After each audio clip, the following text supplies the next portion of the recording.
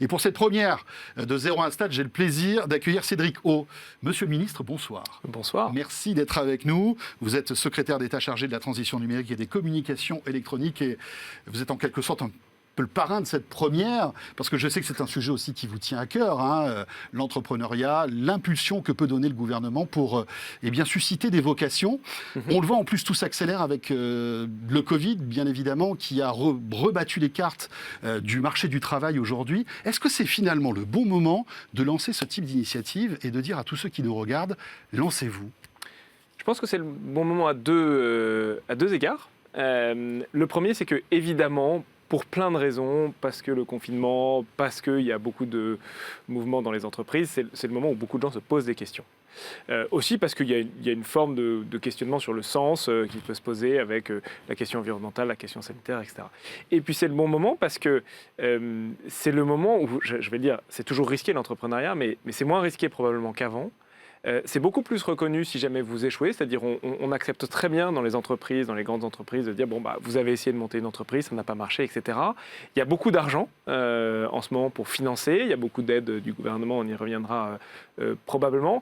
Donc je pense que ça rencontre à la fois un moment où c'est une aspiration d'une partie de la population. D'ailleurs, chez les jeunes, chez les moins jeunes, il y a des gens qui étaient déjà dans des entreprises, qui avaient un boulot plutôt satisfaisant, etc., puis qui se posent la question. Et puis, donc, il y a cette question d'aspiration, et puis c'est le moment, disons, sur le marché, c'est-à-dire que voilà, il y a des opportunités à saisir, ça bouillonne, il y a beaucoup de gens qui se lancent. Faut toujours rappeler que c'est risqué, l'entrepreneuriat, c'est-à-dire que vous prenez votre risque, mais d'abord que l'échec, c'est pas rédhibitoire, c'est-à-dire, la plupart des gens qui ont très bien réussi, ils ont échoué à plusieurs reprises, et puis que ça peut rencontrer un certain nombre d'envies, d'être son propre patron, d'aménager ses horaires comme on veut, de faire ce qu'on aime. De déménager, de quitter par exemple une grande ville.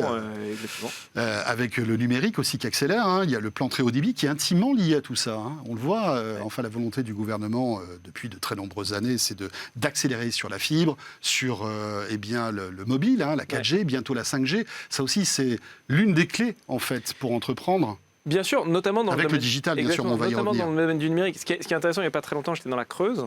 Donc la Creuse, c'est le département le plus rural de France, je crois, ou un des départements les plus ruraux de France. Je vous le confirme. Très beau, mais c'est vrai que... et en fait, ce qui est intéressant, c'est que il y a le très haut débit qui se déploie partout en France. Il y a la moitié de la fibre qui s'installe en Europe, qui s'installe en France. Donc, là, il y a un souhait, notamment des urbains, d'aller se mettre un peu au vert. Et je croisais pas mal de gens qui étaient soit dans le marketing, soit dans le design, soit dans la créa. Qui était venu s'installer à côté de Guéret, j'allais dire en banlieue de Guéret, même si on peut plutôt parler de la campagne autour de Guéret, et qui disait, en fait, il y a l'école pour les enfants, il y a la santé, il y a le très haut débit, c'était des Lyonnais. Voilà, et donc oui, voilà. On voit qu'à l'occasion de la pandémie, ça réorganise les choses. Il y a besoin de bonnes infrastructures, ça c'est sûr. Il faut pouvoir avoir l'école pour les enfants quand on a des enfants. Il faut avoir la santé et puis il faut avoir le numérique, c'est-à-dire à la fois le portable, etc. Et donc nous, on travaille sur ça. C'est-à-dire c'est vraiment la mission du gouvernement. C'est pas de faire le choix à partir des gens, mais c'est de créer les infrastructures et l'environnement pour faire en sorte que les gens aient le choix. Très bien. Alors, bien évidemment, derrière tout ça, il y a le digital. On l'a évoqué avec le très haut débit, la fibre, la 4G, demain la 5G. Mais aujourd'hui, grâce au numérique, en fait, on peut tout accélérer. En quelques clics, on peut créer son auto-entreprise. On peut créer très facilement un site web.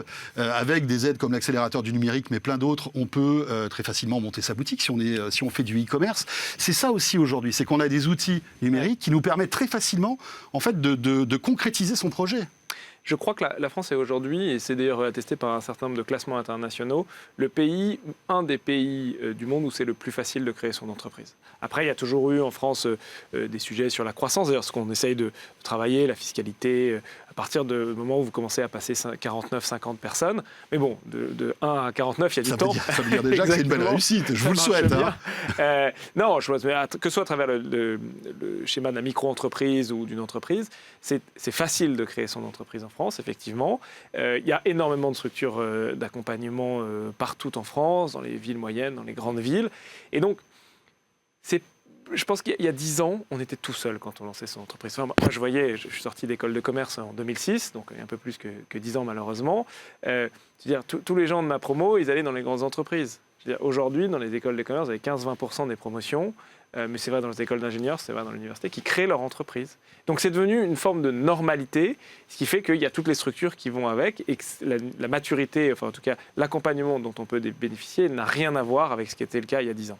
Après, 01 Start, ce nouveau rendez-vous va vous peut-être susciter des vocations et puis vous aider aussi à trouver des idées, parce qu'il faut avoir la bonne idée aussi. Ça peut être par exemple de digitaliser un commerce que papa ou maman ont. Ça sera le cas tout à l'heure de la boucherie Victor, un boucher qui est dans le sud-ouest et qui, quand le fils a repris l'affaire des parents, s'est dit je vais vendre de la viande sur Internet. C'est tout bête, mais ça peut être ça. C'est comment essayer de trouver la bonne idée? Quels sont les secteurs aujourd'hui qui sont porteurs, Cédric O? Alors les secteurs qui sont porteurs, c'est difficile parce qu'ils tous, quasiment. Je pense que là, ce qui va vraiment accélérer dans les mois qui viennent, c'est il y avait plein de secteurs qui étaient en cours de digitalisation, et puis il y en a qui étaient un peu en retard. Il se trouve que moi, je connais bien la restauration pour des raisons familiales. La restauration, c'est évident que le côté numérisation pour vente à emporter, le petit commerce, tous ces secteurs un peu traditionnels qui sont partout en France, qui ont besoin pas de l'aide d'une très grande entreprise numérique, qui ont besoin d'être accompagnés parfois par des entrepreneurs locaux, parce que vous êtes à Angers, vous êtes à Roanne, vous êtes le petit entrepreneur ou la boîte d'événementiel ou le restaurant ou la TPE-PME, il a besoin d'avoir des gens qui l'accompagnent localement. Donc si on maîtrise un peu ces outils-là, on peut se former, s'auto-former, il y a des formations en ligne, etc. Assez vite, je pense qu'on peut créer son entreprise. Il n'y a pas besoin d'avoir une idée révolutionnaire. Vous le disiez, digitalisation ou numérisation de la boucherie des parents, excellente idée. Les restaurants, là, ils ont fermé, ils ont dû se retourner. Je pense qu'un certain nombre va continuer à vendre en ligne parce que ce n'est pas exactement les mêmes choses. Certains vont peut-être devenir des dark kitchens, pardon du terme, c'est-à-dire en fait des restaurants qui ne font que de la vente en ligne. Enfin, il y a plein de questions qui peuvent se poser autour de ces secteurs traditionnels qui se digitalisent. Après, évidemment, il y a tout l'univers des startups avec une ambition très forte là, sur le service aux entreprises, où je pense qu'il y a des choses à faire, sur la digitalisation de la santé, de l'éducation, de tous ces secteurs où là, on peut créer des très grandes entreprises. Mais en fait, il y a un peu tout l'éventail d'entreprises. Il y a de la place pour des TPE, il y a de la place pour des PME, il y a de la place pour des ETI, et puis probablement pour des grandes entreprises. Alors tout à l'heure, on aura un porte-parole de Pôle emploi qui nous donnera un petit peu les directions pour avoir des aides, pour avoir des formations aussi. On aura aussi une avocate qui va nous expliquer comment créer son auto-entreprise. Pourquoi on est obligé de créer une structure, en fait, quand on se lance dans un business? Ça paraît tout bête, mais je suis persuadé qu'il y a pas mal de gens qui se posent la question. Et puis, il y a le gouvernement qui, vous le disiez tout à l'heure, accélère pour aider les jeunes, en priorité, mais aussi, j'imagine, aussi les moins jeunes, avec un plan assez fort, ambitieux, avec beaucoup d'argent. Concrètement, Monsieur le Ministre, comment vous allez pouvoir aider tous ces jeunes qui ont envie de lancer leur entreprise et ne savent pas par où commencer? Alors, il y a plusieurs choses. D'abord, vous savez qu'aujourd'hui, on a donc annoncé qu'on étendait la plateforme Un jeune, une solution. C'est-à-dire, la jeunesse est particulièrement touchée par la crise économique, parce qu'elle ne peut pas aller en stage, enfin, c'est très compliqué, les entreprises recrutent moins. Et donc, on a mis en place cette plateforme sur Internet, Un jeune, une solution, avec des offres d'emploi, 200 000 offres d'emploi quand même, 20 000 offres de stage. Et là, on ouvre aujourd'hui la partie sur les aides, c'est-à-dire en fonction de votre profil, vous pouvez avoir accès à quelles aides vous pouvez toucher. Alors, ça peut être des aides financières pour créer sa boîte? Ça peut être des aides financières pour créer sa boîte. Ça peut pour acheter un ordi, pour acheter ça peut être en fonction de votre catégorie, un certain nombre d'aides qui vous permettent de vous lancer dans la vie. Si vous voulez créer une entreprise, il y a notamment auprès de la BPI ce qu'on appelle les bourses French Tech. On en a déjà fait 3000 sur une vingtaine de milliers de startups, c'est quand même beaucoup. C'est-à-dire c'est jusqu'à 30 000 euros pour préciser votre projet. Donc il ne faut pas arriver avec une feuille blanche, mais si vous avez déjà un bon projet, etc. Donc il y a toute une multitude d'aides. Je sais que les collectivités territoriales, les régions, les départements, il y a un certain nombre d'aides. Parfois, il faut s'y retrouver dans ce maquis. Et puis, pour ceux qui ont déjà été en emploi, vous l'avez dit, je rappelle que Pôle emploi reste quand même le premier financeur du capital risque en France, je pense, puisque moi, tous mes amis ou tous les gens que je connais qui ont créé leur entreprise, très souvent l'ont fait grâce aux allocations chômage, parce que ça vous laisse le temps de mûrir votre projet. De vivre parallèlement. Exactement. Donc voilà, il faut faire franchir le pas psychologiquement. Je pense que c'est une super aventure, ça peut apporter beaucoup de choses. C'est pas fait pour tout le monde. Enfin, je veux dire, je pense qu'il faut aussi dire ce qui est. C'est pas fait pour tout le monde, mais je pense qu'il faut en tout cas l'envisager de la même manière qu'on envisage une carrière. Ça ne préempte pas le fait qu'ensuite vous pourrez revenir dans une grande entreprise. Je pense qu'aujourd'hui, c'est de plus en plus valorisé dans les entreprises traditionnelles comme dans les entreprises modernes, de la nouvelle économie, de dire en fait il a pris son risque, il ou elle a pris son risque, il a créé son entreprise, ça n'a pas marché, ou ça a marché d'ailleurs, ça n'a pas marché, ça a marché, et ensuite il vient, ça se forme, c'est formateur. Donc je pense que on disait tout à l'heure, c'est le bon moment. Et puis n'ayons pas peur de l'échec. Et il ne faut pas avoir peur de l'échec. Voilà. Je pense que c'est le principal. De toute façon, on apprend dans tous les moments de la vie, et même dans les échecs. Et souvent, dans les échecs, on apprend encore plus. Dans les échecs que dans la réussite. Voilà, parce qu'une erreur, on la fera une fois. Et après, quand on recommencera, on évitera justement ce type de choses.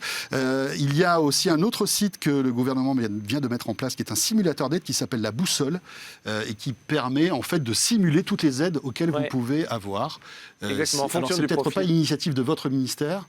Non, je crois que c'est le Premier ministre qui l'a annoncé tout à l'heure. Exactement. Effectivement, ça vient compléter ce que j'évoquais tout à l'heure, qui montre en fonction de votre profil ce à quoi vous pouvez avoir droit et qui permet d'éviter que dans cette période un peu difficile, vraiment, je le vois même dans ma famille, la recherche de stage, y compris d'ailleurs chez des gens qui ont des formations, des bonnes formations, c'est très compliqué pour des raisons qu'on comprend bien, mais il ne faut pas qu'il y ait de génération sacrifiée, donc il faut mettre le paquet pour que ça se passe bien. Voilà, c'est Cédrico qui le dit, il faut se lancer, allez-y. C'est vrai que c'est pas fait pour tout le monde, mais c'est l'impulsion. Et en se lançant, ça peut marcher. Merci beaucoup, Monsieur le Ministre, d'avoir été avec nous. Premier invité donc de 01 Start, secrétaire d'État chargé de la transition numérique et des communications électroniques.